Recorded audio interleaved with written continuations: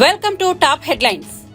రైతులకు ఇచ్చిన హామీ మేరకు మొదటి విడతగా 1 లక్ష వరకు రుణమాఫీ చేస్తున్నామని, ఇది తన జీవితంలో మర్చిపోలేని రోజు అని తెలంగాణ ముఖ్యమంత్రి రేవంత్ రెడ్డి అన్నారు. ప్రజాభవన్ లో ఎమ్మెల్యేలు, ఎమ్మెల్సీలు, ఎంపీలు, కాంగ్రెస్ నాయకులతో భేటీ నేపథ్యంలో బుధవారం ఆయన ఎక్స్ వేదికగా ట్వీట్ చేశారు. 2022 మే 6న వరంగల్ డిక్లరేషన్ ద్వారా రాహుల్ గాంధీ రైతులకు 2 లక్షల రుణమాఫీ చేస్తామని మాట ఇచ్చారని గుర్తు చేశారు. 10 ఏళ్లు అధికారంలో ఉండి కూడా కేసీఆర్ 28,000 కోట్లు కూడా రైతు రుణమాఫీ చేయలేకపోయారన్నారు. ఆగస్టు 15లోగా రైతు రుణమాఫీ చేస్తామని పార్లమెంట్ ఎన్నికల ప్రచారంలో చెప్పామన్నారు. ఆర్థిక నిపుణులు కూడా రుణమాఫీ కష్టమని చెప్పారని, ప్రభుత్వానికి ఆర్థిక ఇబ్బందులు ఎదురవుతాయని హెచ్చరించారని పేర్కొన్నారు. అయినప్పటికీ రుణమాఫీ చేస్తున్నామన్నారు.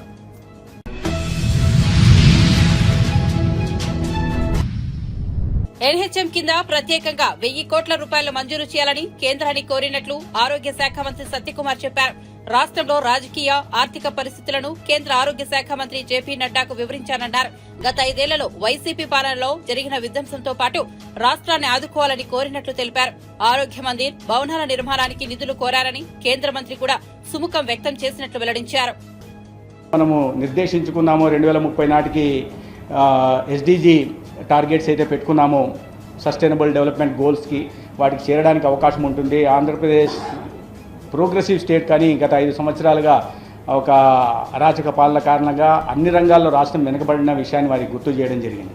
మిత్రులారా, అయితే సానుకూలంగా అన్ని విషయాల్లో స్పందించారు. ఇతర రాజకీయ విషయాలు కూడా రాష్ట్రంలో జరుగుతున్న విషయాల్ని గత ఈ 40 రోజుల్లో ప్రభుత్వం తీసుకున్న వాటి మీద వారు అడగడం జరిగింది. దానికి 5 ఏ రకంగానైతే మొదటి 5 సంతకాలు చేశారో, ఏ రకంగా పెన్షన్లు పెంచారో, ఆర్థిక పరిస్థితుల దృష్ట్యా ఆర్థిక భారం ఉన్నప్పటికీ కూడా 10,000 కోట్లు అదనంగా చెల్లిస్తూ సామాజిక భద్రత కింద పెన్షన్లు అందిస్తున్న విషయాన్ని, అదేవిధంగా ఉచితంగా ఒక ఆదాయ వనరులుగా గత ప్రభుత్వం మార్చుకుంటే ఆ ఇసుకని ఉచితంగా ఇవాళ ప్రజలకి అవసరమైన ఎవరికైనా సరే అందించడానికి కేవలం తవ్వుకునే ఛార్జీలు లేదా గ్రామానికి సంబంధించి సీనరేజ్తో ఉచితంగా తీసుకెళ్లే అవకాశాన్ని ఇవ్వడం జరిగిన విషయాన్ని కూడా వారి దృష్టికి తీసుకురావడం జరిగింది.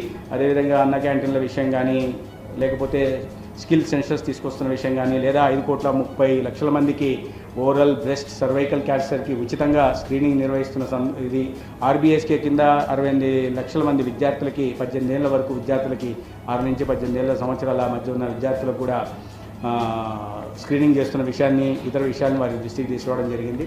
అయితే ఇవాళ ముఖ్యమంత్రి వర్యులు చంద్రబాబు నాయుడు గారు కూడా ఢిల్లీలో ఉన్నారు. ఇటీవల కాలంలో వారు ముఖ్యమంత్రి అయినప్పటి నుంచి అనేక పర్యాయాలు ఢిల్లీకి రావడం జరిగింది.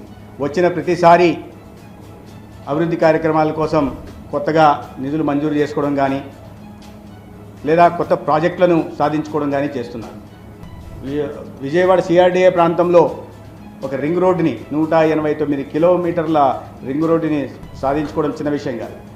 గత పునర్విభజన చట్టంలోనే దాన్ని చేర్చినప్పటికీ, గతంలో ఇదే ఎన్డీఏ ప్రభుత్వం చంద్రబాబు నాయుడు గారి నాయకత్వంలో భూమి సేకరణకు మొదలుపెట్టినప్పటికి కూడా సేకరణకు ప్రయత్నం చేసినప్పటికీ ఆ తర్వాత దాన్ని వచ్చిన ప్రభుత్వం అడ్డుకోవడం, ఇప్పుడు మళ్ళీ కొత్తగా కళ సాకారమయ్యేటట్లుంది. దానివల్ల ఆ ప్రాంత అభివృద్ధి మాత్రమే కాకుండా రాష్ట్రం కూడా అభివృద్ధి చెందుతున్న విషయం మనం అందరూ గమనించాల్సి ఉంది. అదేవిధంగా బీపీఎల్ రిఫైనరీని కానీ, లేకపోతే ఎప్పటి నుంచో పునర్విభజన చట్టంలో ఉన్న మరొక అంశం విశాఖకు మెట్రో రైలు విషయంలో దాన్ని సాధించుకునే విధంగానే ఎన్హెచ్ఏతో మాట్లాడడం కానీ, కొత్తగా ఆకృతులు మార్చి వాటిని మంజూరు చేసుకునే విషయంలో కూడా ముఖ్యమంత్రి గారు వరుసగా ఢిల్లీ పర్యటనలు చేస్తూ అనేక వేల కోట్ల సంబంధించిన నిధులను మంజూరు చేసుకునే ప్రయత్నం చేస్తున్నారు. అయితే గత ప్రభుత్వం ప్రత్యేకంగా ఆ అమరావతిని శ్మశానం చేయడం కోసం, రాజధానిని చంపేయడం కోసం ఒక వికృత రాక్షస క్రీడకు శ్రీకారం చుట్టి 3 రాజధాని పేరుతో 3 ప్రాంతాలకి సమంగా అన్యాయం చేసిన విషయాన్ని మనం గుర్తుపెట్టుకోవాలి. ఆ రింగ్ రోడ్డు వచ్చింటే ఇవాళ ఆంధ్రప్రదేశ్ రూపురేఖలు మారిపోయాయి. వాటిని అడ్డుకున్నారు. వాటి కూడా రాజకీయ లబ్ధి కోసం, రాజకీయ కోణంలోంచి చూసి కేసులు పెట్టే ప్రయత్నం చేసిన విషయం కూడా మనం అందరం గుర్తుపెట్టుకోవాలి. ముఖ్యంగా విశాఖపట్నంకి మెట్రో విషయంలో 2017లో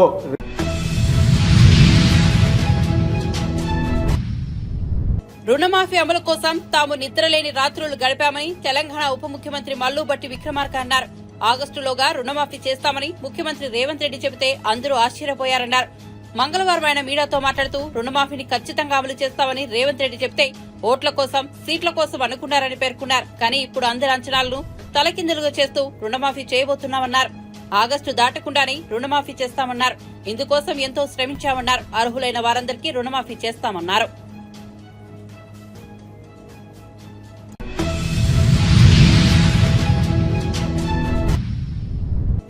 రాష్ట్రంలో ఇటీవల జరిగిన అత్యాచార ఘటనల నేపథ్యంలో వైసీపీ ఎమ్మెల్సీ వరదు కళ్యాణి కూటమి ప్రభుత్వంపై ధ్వజమెత్తారు.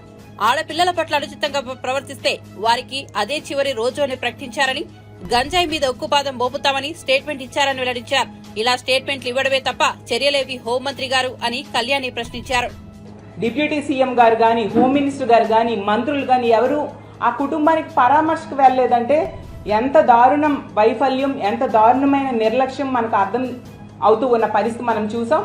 అలాగే తీసుకుంటే ఈ కూటమి ప్రభుత్వం అధికారంలోకి వచ్చిన దగ్గర నుంచి కూడా బుల్డోజర్ సంస్కృతి, బుల్డోజర్లతో వైఎస్ఆర్ కాంగ్రెస్ పార్టీ ఆఫీసుల్ని, అలాగే వైఎస్ఆర్ కాంగ్రెస్ పార్టీ నాయకుల తాలూకా బిల్డింగ్స్ని కొట్టడం మీద దృష్టి పెడుతూ ఉన్నారు కదా.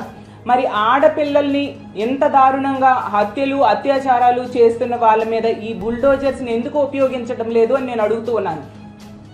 అసలు ఈరోజు తీసుకుంటే గత కొద్ది రోజులుగా ఇన్ని సంఘటనలు జరుగుతూ ఉన్నా ఎవరు కూడా స్పందించట్లేదు, ఒక రివ్యూలు పెట్టట్లేదు. నిన్ననే క్యాబినెట్ మీటింగ్ అయింది. క్యాబినెట్ మీటింగ్లో దీని మీద ఎందుకు చర్చించలేదు, ఏం చర్యలు తీసుకుంటామో అని ఏ విషయం కూడా మాట్లాడిన పరిస్థితి. అంటే ఆడపిల్లల తాలూకా రక్షణ అనేది అంత ప్రాధాన్యత లేని అంశమా మీ కూటమి ప్రభుత్వానికి అని నేను అడుగుతూ ఉన్నాను. అసలు ఆడపిల్లలు అనే వాళ్ళు ఉన్న ప్రతి ఇంట్లో కూడా ఈరోజు వణికిపోతూ ఉన్న పరిస్థితిని మీరు కల్పించారు.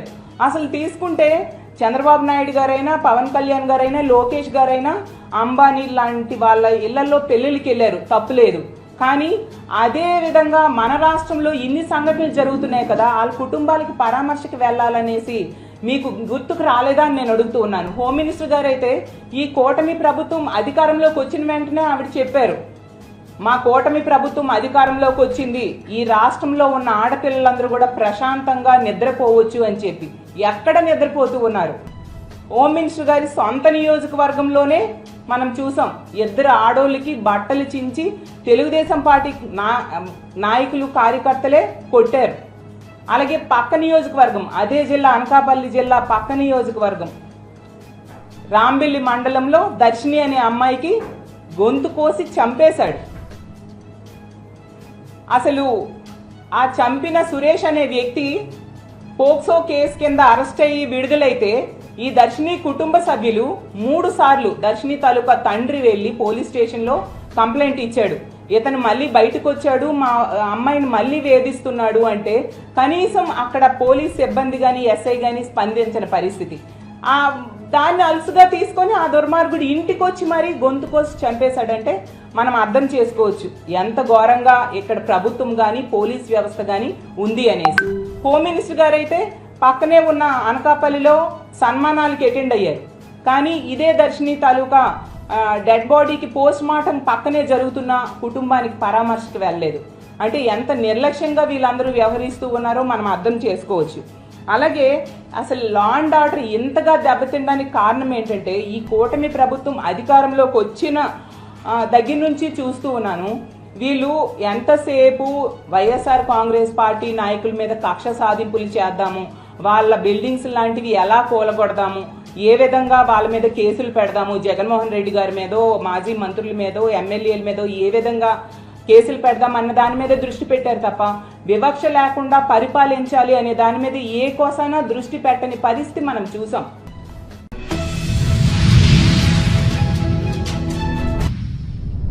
రేవంత్ రెడ్డి ముఖ్యమంత్రి అయ్యాక విదేశాల్లో విద్యను అభ్యసిస్తున్న బ్రాహ్మణ విద్యార్థులు తీవ్ర ఇబ్బందులు ఎదుర్కొంటున్నారని బీజేపీ మాజీ ఎమ్మెల్యే ఎన్వీఎస్ఎస్ ప్రభాకర్ ఆవేదన వ్యక్తం చేశారు. గత ప్రభుత్వం సహకారంతో బ్రాహ్మణ కుటుంబాలు ప్రారంభించిన ఉపాధి వ్యాపారాలన్నీ దెబ్బతింటున్నాయన్నారు. బ్రాహ్మణులతో వివాదం పెట్టుకోవద్దని ముఖ్యమంత్రికి సూచించారు. త్వరలో జరగబోయే శాసనసభ సమావేశాల్లో బ్రాహ్మణ పరిషత్ నిధుల విషయంపై నిర్ణయం తీసుకోవాలని విజ్ఞప్తి చేశారు. లేని పక్షంలో బీజేపీ నేతృత్వంలో ఆందోళన కార్యక్రమాలు చేపడతామని హెచ్చరించారు. ఆయన గెలుపు కొరకు, పార్టీని అధికారంలో తేవటం కొరకు వేద పండితుల్ని సంప్రదించి, జ్యోతిష్య శాస్త్రజ్ఞులను సంప్రదించి ముహూర్తాలు పెట్టుకొని ఆ తర్వాత ముందుకెళ్ళినటువంటి వైనాన్ని కూడా మనం చూసాం.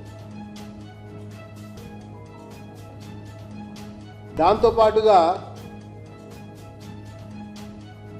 అధికార పీఠాన్ని అధిష్ఠించేటప్పుడు కూడా ఒక ముహూర్త బలాన్ని ఎంచుకునే ప్రమాణ స్వీకారం చేశాడు. ఈ అన్ని సందర్భాల్లో కూడా వేద పండితులు కావాల్సి వచ్చింది, బ్రాహ్మణోత్తములు కావాల్సి వచ్చింది, వారి యొక్క ఆశీర్వచనాలు కావాల్సి వచ్చినాయి.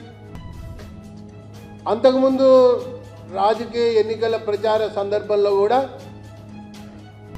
బ్రాహ్మణులకు సంబంధించినటువంటి అనేక అంశాలపైన విషయాలపైన ప్రతి సందర్భం ప్రతి సమయంలో అధికారంలోకి వచ్చినటువంటి తర్వాత అనేక రకాలుగా మేము ఆదుకుంటామని, అనేక రకాలుగా మరి వారి యొక్క బాగోగులు చూస్తామని చెప్పని పేర్కొనటమే కాకుండా మరి సమాజం కొరకు సస్యశ్యామలం కొరకు బ్రాహ్మణులు చాలా అవసరము అన్నటువంటి రీతిలో మాట్లాడినటువంటి ఒక వ్యక్తి. 7 నెలలు కలిసినాయి. రాష్ట్రంలో ఉన్నటువంటి అనేక మంది వేద పండితులు, బ్రాహ్మణ విద్యార్థులు, నిరుపేద కుటుంబాలు ఈ 7 నెలల కాలంలో ఏడుస్తున్నారు. బ్రాహ్మణ పరిషత్ ద్వారా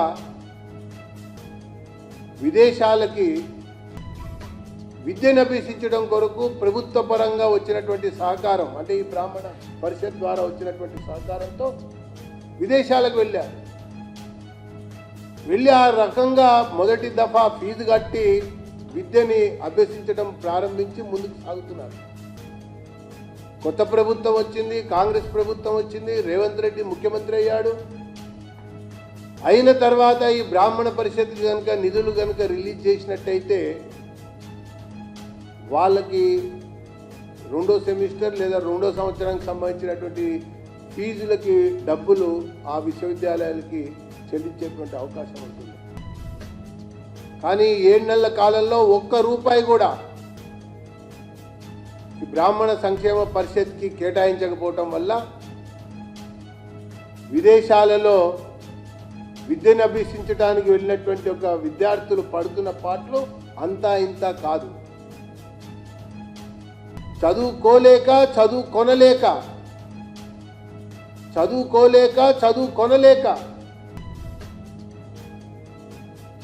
ఇతరతర పనుల ద్వారా కాలం వెలుగుచ్చవలసినటువంటి పరిస్థితి దాపరిచిందంటే ఈ రేవంత్ రెడ్డి యొక్క అనాలోచితమైనటువంటి చర్య వల్లనే అని చెప్పని భారతీయ జనతా పార్టీ సూటిగా ఆరోపిస్తారు. అంతేకాకుండా స్వయం ఉపాధి కింద రుణాల కింద ఇస్తామని చెప్పి కొంత పెట్టుబడి మీరు పెట్టుకుంటే మేము సాంకేతిక పరిజ్ఞానాన్ని అందించి మిగతా రుణ సౌకర్యం అందిస్తామని చెప్పని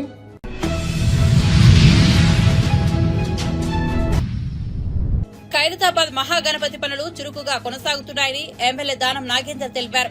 ఈ ఏడాది గణేష్ నవరాత్రులను వైభవంగా నిర్వహించేందుకు పగడ్బందీ ఏర్పాట్లు చేస్తున్నట్లు వెల్లడించారు.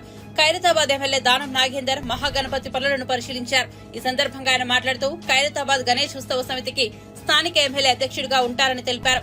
ఖైరతాబాద్ గణేష్ ఉత్సవాలను ఘనంగా నిర్వహిస్తామన్నారు. ఉత్సవాలకు వచ్చే భక్తులకు ఎలాంటి ఇబ్బంది కలగకుండా ఏర్పాట్లు చేస్తామన్నారు. 2 కమిటీ ఆలోచనలను పరిగణలోనికి తీసుకున్నామన్నారు. మందికి ఉత్సాహం ఉంటుంది, మేము కూడా సభ్యులు ఉండాలని వాళ్ళందరూ కూడా ఉత్సవ కమిటీలో సభ్యులు, అల్టిమేట్ గా వాళ్ళంతా ఉత్సవ కమిటీలో సభ్యులుగా ఉంటారు. పార్టీలకు అతీతంగా జరిగేటువంటి ఉత్సవం కాబట్టి ప్రధానంగా ఖైరతాబాద్ లో జరిపేటువంటి ఈ కార్యక్రమంలో కుల మతాలకు అతీతంగా ఈ పూజా కార్యక్రమంలో పాల్పంచుకుంటారు. ప్రధానంగా వచ్చేటువంటి భక్తులకు వారి వారి మరి చేతనైనటువంటి సేవా కార్యక్రమాలు కూడా వాళ్ళు చేసేటువంటి కార్యక్రమం కానీ ఇక్కడ మనము దారి పొడుగున ఈ 11 రోజులు మరి ప్రసాదాల పంపిణీ కార్యక్రమాలు కానీ వచ్చేటువంటి భక్తులకు కావాల్సినటువంటి ఏర్పాట్లు, అంటే కొంతమంది కొత్త వాళ్ళు వచ్చినప్పుడు వాళ్ళు ఇబ్బంది పడతా ఉంటే ఇక్కడ బస్తీలలో ఉన్నటువంటి వారే ముందుకు వచ్చి వారికి కావాల్సినటువంటి సౌకర్యాన్ని అందించి వాళ్ళని భగవంతుడి యొక్క దర్శనం చేసుకునేటువంటి అవకాశాన్ని కల్పిస్తూ ఉన్నారు. అలా మా ఖైరతాబాద్లో ఉన్నటువంటి ప్రతి కుటుంబానికి ఉత్సవ కమిటీ తరఫున నేను ధన్యవాదాలు తెలియజేసుకుంటూ ఈ యొక్క పండుగ అనేది రాష్ట్ర వ్యాప్తంగా దేశవ్యాప్తంగా గతంలో మేము చిన్నగా ఉన్నప్పుడు వినేవాళ్ళం. మహారాష్ట్రలో ముంబైలో చాలా అంగరంగ వైభవంగా జరుగుతుంది అని చెప్పి వినేవాళ్ళం. కానీ భారతదేశ చరిత్రలో రేపు రాబోయేటువంటి రోజుల్లో ఖైరతాబాద్ వినాయకుడు గిన్నీస్ వరల్డ్ రికార్డ్ బుక్లో ఎక్కబోతున్నది. కాబట్టి ఇది అందరి బాధ్యత. ఒక్కసారి ఖైరతాబాద్ వినాయకుడు మళ్ళీ గిన్నీస్ బుక్లోకి ఎక్కినప్పుడు ఈ క్రెడిట్ అనేది అందరికీ దక్కుతుంది. కాబట్టి ఇది మన బాధ్యతగా భావించి మీ అందరు కూడా దీన్ని పెద్ద ఎత్తున దీంట్లో భాగస్వాములు కావడానికి ప్రయత్నం చేయాలని అందరితో నేను కోరుకోవడం జరుగుతుంది. ఈడ ఈ ఉత్సవ కమిటీలో ఎలాంటి భేదాభిప్రాయం లేదు. వచ్చే భక్తులకు అసౌకర్యం కలగొద్దు అనేది ఆలోచన తప్ప ఈడ భేదాభిప్రాయాలు ఉన్నటువంటి కొన్ని పత్రికల్లో గతంలో వచ్చాయి. అవన్నీ కూడా అవాస్తవాలని ఈ సందర్భంగా నేను తెలియజేసుకుంటూ, మరి అడాక్ కమిటీ అనేది దీంట్లో మళ్ళీ ఒక 5 విభాగాలని మేము విభజించడం జరుగుతుంది.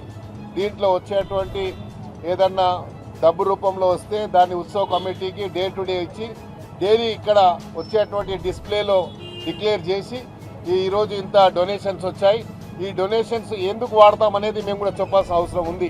ప్రధానంగా వచ్చే డొనేషన్స్ ఖైరతాబాద్లో చాలామంది మరి నిరుద్యోగ సమస్యలతో బాధపడతా ఉన్నారు. పిల్లలకు విద్యని అభ్యసించడానికి విద్యలు ఉన్నతమైనటువంటి విద్యని అభ్యసించాలంటే వాళ్ళకు ఆర్థిక సాయం అందక ఆర్థిక సాయం అందక వాళ్ళు మధ్యనే డ్రాప్ అవుట్ అవుతున్నటువంటి ఎన్నో సంఘటనలు ఉన్నాయి. లేకపోతే ఎవరైనా పిల్లవాడికి ఏదైనా చిన్న కుటుంబంలో వివాహం చేసుకోవాలంటే ఆ కుటుంబంలో ఆర్థిక స్తోమత లేక ఎక్కడెక్కడనో అప్పులు చేసి వివాహం చేసుకున్నటువంటి సందర్భాలు ఎన్నో ఉన్నాయి. ఏ ఫంక్షన్ హాల్కి పోయినా కూడా మేము డబ్బు కడితే కనీసం ఇక్కడ వాసవి ఫంక్షన్ హాల్ పోతే 2 లక్షలు, మోడర్న్ ఫంక్షన్ హాల్ పోతే 75 లక్షలు, ఇంకా వేరే ఫంక్షన్ హాల్ పోతే 3 లక్షలు ఇలా ఉంది. కాబట్టి ఇక్కడే ఐమాక్స్ థియేటర్ ముందు మేము ఒక మల్టీపర్పస్ కమ్యూనిటీ హాల్ని కట్టబోతున్నాము. దాంట్లో అందరికీ ఖైరతాబాద్ వాసులందరికీ కూడా నామినల్ ఫీజుతోని బయటి వాళ్లకు దానికో రేట్ పెట్టడం జరుగుతుంది. అది కూడా రేపు ఉత్సవ కమిటీ ఆధ్వర్యంలో దానికి కూడా మేము చేయబోతున్నాం.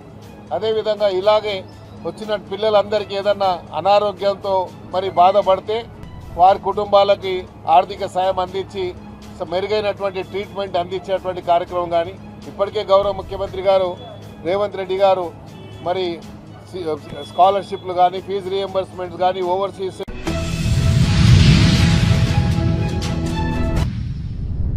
తెలంగాణలో రానున్న 3-4 రోజుల్లో భారీ నుంచి అతి భారీ వర్షాలు పడే అవకాశం ఉందని వాతావరణ శాఖ తెలిపింది. బుధవారం భారీగా, గురువారం నుంచి 3 రోజుల పాటు అతి భారీ వర్షాలు కురిసే అవకాశం ఉందంటూ పలు జిల్లాలకు ఆరెంజ్ అలర్ట్ జారీ చేసింది. తూర్పు, ఉత్తర తెలంగాణ జిల్లాలు అప్రమత్తంగా ఉండాలని సూచించింది. ఆయా ప్రాంతాల్లో 11.5 నుంచి 20 సెంటీమీటర్ల వర్షపాతం నమోదయ్యే అవకాశం ఉందని పేర్కొంది.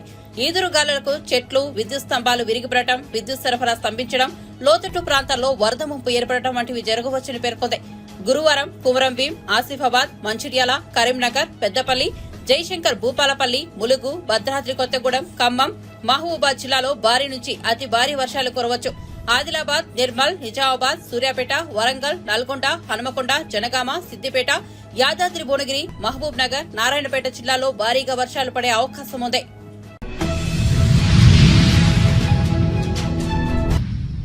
నెల్లూరులో రొట్టెల పండుగ ప్రారంభమైంది. బారా షహీద్ దర్గా వద్దకు భక్తులు భారీగా చేరుకున్నారు. ఊరించే వరాల రొట్టెను అందుకునేందుకు వివిధ ప్రాంతాల నుంచి వేలాదిగా తరలివచ్చారు. స్వర్ణాల చెరువులో పుణ్య స్నానాలు చేశారు. అనంతరం కోరికలు, రొట్టెలు పంచుకున్నారు. బారా షహీదులకు గలేఫ్లు, పూల చెద్దర్లు సమర్పించి మొక్కులు తీర్చుకుంటున్నారు. భక్తుల రాకతో స్వర్ణాల చెరువు ఘాట్, దర్గా ఆవరణలో సందడి నెలకొంది.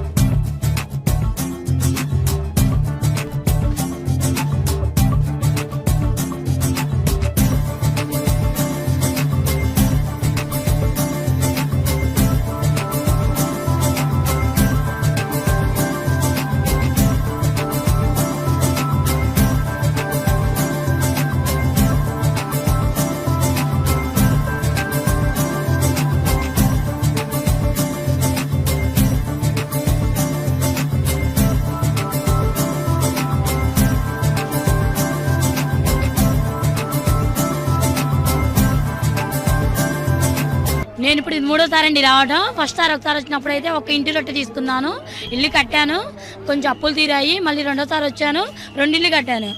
పర్వాలేదు, బాగానే అయితే ఉంది. అందుకే ఇది 3వ సారి. నాతో పాటు ఇంకొక 5గురిని తీసుకొచ్చా. అది నమ్మకంగా అయితే బాగానే. మా చెల్ల మస్తాన్వి, షేక్ మస్తాన్వి. బాగుంది, పండుగ బాగానే ఉంది. రొట్టెలు మాకు వచ్చినా ఎప్పుడు వచ్చినా మాకు పని అవుతుంది. నెల్లూరుకి సంవత్సరం వస్తాం. మేమా ఇంట్లో అప్పులు రొట్టె, కై బరకత రొట్టె అన్నీ పట్టాం. అవి తీరినాయి, అది అందుకోసం అని మళ్ళీ వస్తుంటాం. హైదరాబాద్ చాలా నమ్మకం ఉంది. 8-9 ఇయర్స్ నుంచి వస్తున్నాం. ఇక్కడ అన్నీ బాగా జరుగుతాయి. అంటే మనం కోరుకున్నవన్నీ ప్రతిదీ బాగా అవుతుంది. అందుకే ప్రతిసారి రావాలని అనుకుంటున్నాం. అది బారా షహీద్ దర్గా రొట్టెల పండుగ ఏదైతే ఉందో దీన్ని మొహరం జియారత్ అని మేము చెప్తాము. ఇక్కడికి వచ్చే భక్తుల్లో 170 మంది హిందూ సోదరులు ఉంటారు కాబట్టి వాళ్ళు దీన్ని రొట్టెల పండుగలాగా నామకరణం చేసినారు. ఇక్కడికి వచ్చే లక్షలాది మంది భక్తులకు ఎటువంటి ఇబ్బంది కలగకుండా చేయాలనే ఒక మంచి ఆలోచనతో గత 5 సంవత్సరాల్లో ఎప్పుడు కూడా ఈ విధంగా జరగలేదు.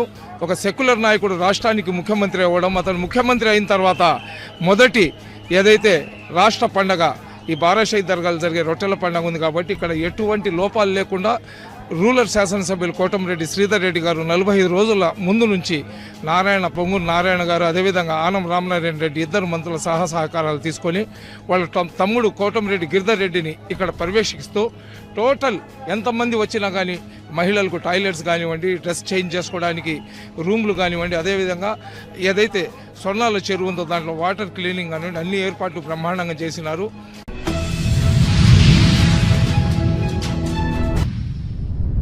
పరిశ్రమల యాజమాన్యాలు నిబంధనలు పాటించకపోవడంతో జలవనరులు కాలుష్యమయంగా మారుతున్నాయి. నిజామాబాద్ నగర్ శివారులోని పరిశ్రమల నుంచి వెలువడే రసాయన వ్యర్థాలను నిర్వాహకులు పూలాంగ్ వాగులోనికి వదులుతున్నారు. ఫలితంగా మంచినీరు కలుషితమై ఆకులకూడూరు గ్రామ శివారులో ఉన్న చెక్ డ్యాం వద్దకు వచ్చి చేరుతోంది. నీటిని దిగువకు వదులుతున్న సమయంలో నురుగ పేరుకుపోతోంది. అధికారులు స్పందించి కలుషిత జలాలు వాగులో కలవకుండా చర్యలు చేపట్టాలని నగరవాసులు కోరుతున్నారు.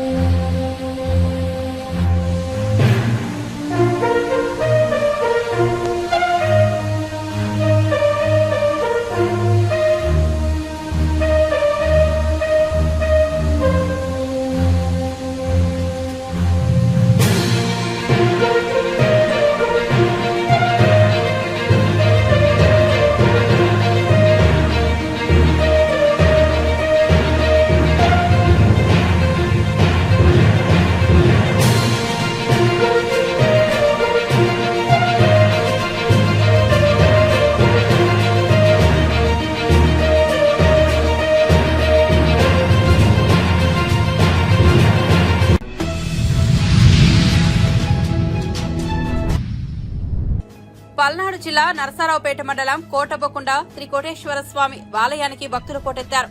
తొలి ఏకాదశి పర్వదినం సందర్భంగా స్వామిని దర్శించుకునేందుకు భారీగా జనం రావడంతో ఘాట్ రోడ్ లో బుధవారం భారీగా ట్రాఫిక్ జామ్ ఏర్పడింది. భారీగా వాహనాలు నిలిచిపోవడంతో భక్తులు తీవ్రంగా ఇబ్బందులకు గురయ్యారు.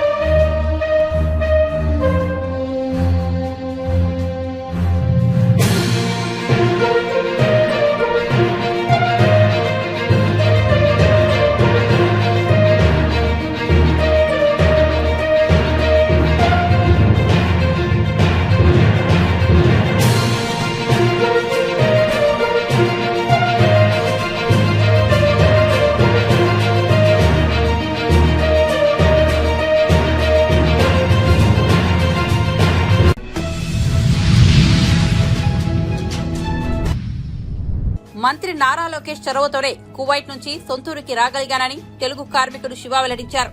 అన్నమయ్య జిల్లా వాల్మీకిపురం మండలం చింతపర్తి బీసీ కాలనీకి చెందిన శివ స్వస్థలానికి చేరుకున్న తర్వాత కుటుంబ సభ్యులను కలుసుకుని తీవ్ర భావోద్వేగానికి గురయ్యారు. అనంతరం కువైట్ లో తాను పడిన కష్టాలను వివరించారు. కువైట్ లో తన కష్టాలపై తెలుగు కార్మికుడు శివ కన్నీళ్లు పెట్టుకుంటూ సామాజిక మాధ్యమం ఎక్స్ లో పెట్టిన వీడియోపై ఇటీవల లోకేష్ స్పందించారు. తనకు సాయం చేయకపోతే చావే దిక్కంటూ శివ వేడుకోగా వెంటనే టీడీపీ ఎన్ఆర్ఐ బృందానికి అతడి బాధ్యతలు లోకేష్ అప్పగించారు. అక్కడికి వెళ్ళిన తర్వాత నాకు అలాగుంటుందని తెలియదు సార్. గొర్రెల కాటికి అని చెప్పారు.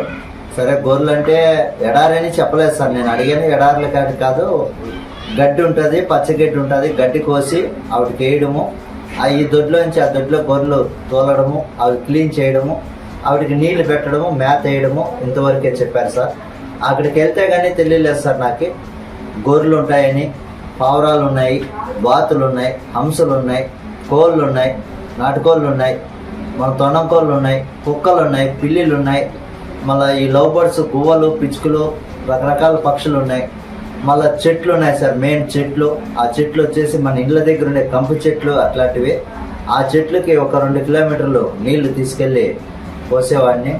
నా వల్ల కాక ఒక్కడి వల్ల ఆయన కపిలికి చెప్పాను, ఇక్కడ నా వల్ల కావడం లేదు, ఒక్కడి వల్ల వేరే మనిషిని, ఇంకో మనిషిని పిలిపించి ఒక్కడిని నేను చేయలేకపోతానంటే అతను పట్టించుకునేవాడు కాదు.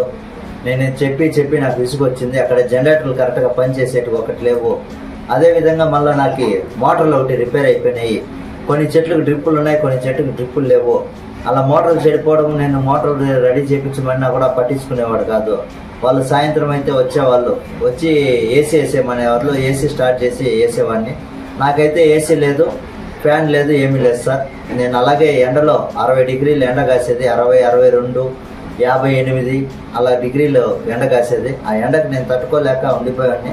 ఒకసారి వాళ్ళు ఫ్రిడ్జ్లో నీళ్లు తెచ్చి పెడతారు సార్, ఐస్ గడ్డలు తెస్తారు, ఐస్ గడ్డల్లో నీళ్ళ బాటిల్ తెచ్చి పెడతారు. ఆ ఎండకు తట్టుకోలేక ఆ నీళ్ళు తాగుతుంటే ఓ రోజు వచ్చి అడిసాడు, ఆ నీళ్ళు నీకోసం కాదు, మేము తెచ్చుకోవడానికి, మేము తాగడానికి, నీకు ఆ నీళ్ళతో పని లేదు, నువ్వు ఎందుకు తాగుతున్నావు అని చెప్పి నీ గొడవ వేసుకున్నాడు. ఆ ట్యాంకులో నీళ్ళు తాగమన్నాడు. ఆ ట్యాంకులో నీళ్ళు ఉదయం నుంచి నైట్ వరకు కానీ, నైట్ నుంచి ఉదయం వరకు కానీ కాలిపోతూనే ఉంటుంది సార్ నీళ్ళు. ఎటుపక్క నుంచి గాలి తోలడానికి ఆస్కారం లేదు ఆ ట్యూబ్లో నీళ్ళకి. అవి చల్లబడవు, వేడిగానే ఉంటాయి. ఎండ చూస్తే బీభత్సంగా ఉంటుంది. ఇంకా నా వల్ల కాక సాధ్యపడక ఈ పని కంటే చనిపోయేదే బెస్ట్ అనిపించింది సార్ నాకు. నేను మనిషి చనిపోదామని ఆలోచించుకున్నాను. ఆ టైంలోనే చిన్నగా వీడియో తీసి సోషల్ మీడియాలో పెట్టాను. అది చాలా బాగా వైరల్ నారా లోకేష్ సార్ గారు స్పందించి మన స్వదేశీలో ఉన్న, మన కువైట్లో ఉన్న వాళ్ళ పార్టీ అధికారులు నాకు మెసేజ్ పెట్టారు. నీకు ఎక్కడున్నావు, ఏమున్నావు అని చెప్పి అతను తీసుకొచ్చారు. అక్కడి నుంచి నాకు తీసుకొచ్చి ఎంబీసీలో దగ్గర వదిలారు. ఎంబీసీ అధికారులు కూడా చాలా బాగా పనిచేసి నాకు వాళ్ళు అక్కడ ఉన్న ఏజెంట్ పిలిపించి పాస్పోర్టు, వీజా అన్నీ తీసి ఇక్కడ పంపించారు. అదేవిధంగా నేను పడ్డ కష్టము అంతా ఇంత కాదు సార్. నా భార్య బిడ్డలను కూడా చూస్తాను, వాళ్ళ దగ్గరికి వస్తాను అనే ఆశ కూడా వదిలేసిన్నాను. అదే టైంలో మన నారా లోకేష్ బాబు గారు ఎప్పుడైతే నాకు పేపర్లో న్యూస్ వచ్చిందో అప్పుడు కొద్దిగా ఆశ కలిగింది. నారా లోకేష్ బాబు గారు చూసి నన్ను సాయం చేస్తారు అనుకున్నాను. అదేవిధంగా సాయం చేశారు. అదేవిధంగా మన అమెరికా ఎన్ఆర్ఐ గారు కూడా, మన లోకేష్ బాబు గారు మదనపల్లిలో ఉన్నారు, ఆయన కూడా చాలా విధంగా సాయం చేశారు. ఆర్థికంగానూ ఇంటి దగ్గరకు వచ్చి నా భార్య బిడ్డలు ఒంటరిగా ఉన్నారని తెలుసుకొని ఆ భార్య బిడ్డలకు కూడా ఆయన ఆర్థికంగా సాయం చేశారు, మంచి చెడ్డ చూశారు. అదేవిధంగా మన సర్పంచ్ సార్ గారు వాళ్ళు కూడా ఆర్థికంగా మా వాళ్ళు వెళ్ళి కలిసేసరికి ఆ విషయం అందరికీ చెప్పాడు. పవన్ కళ్యాణ్ గారికి వాళ్ళందరికీ చేరవేశారు మన సర్పంచ్ సార్ గారు.